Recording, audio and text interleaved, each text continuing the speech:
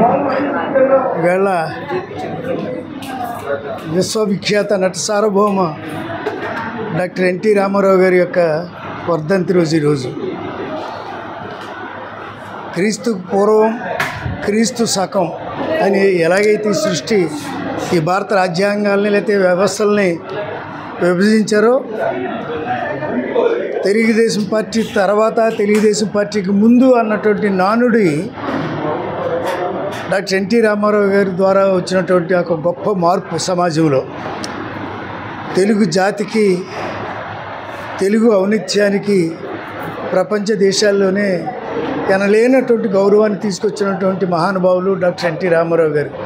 ఆయన వర్ధంతి సందర్భంగా గడిచినటువంటి 10 సంవత్సరాల నుంచి ఈ మా గవర్నమెంట్ జనరల్ హాస్పిటల్లో రక్తదానం చేయడం అనేది ఒక ఆనవాయితీగా మాకు వస్తుంది.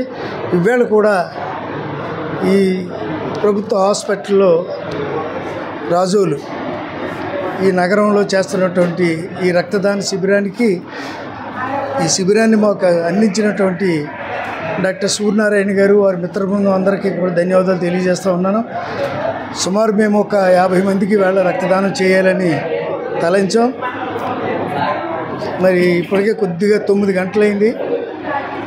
ఆ 50 మందికి కూడా ఇక్కడ రక్తదానాన్ని ఇచ్చి రక్తం యొక్క అవసరత ఎవరైతే ఉందో, లేకపోతే ఈ హాస్పిటల్కి వచ్చే నిత్యము వచ్చే రోగులకి ఏదైనా రక్తం అవసరం అనుకున్నప్పుడు సూర్యనారాయణ గారి యొక్క ఆధ్వర్యంలో మేము తరచూ రక్తం ఇస్తూ ఉండేవాళ్ళం.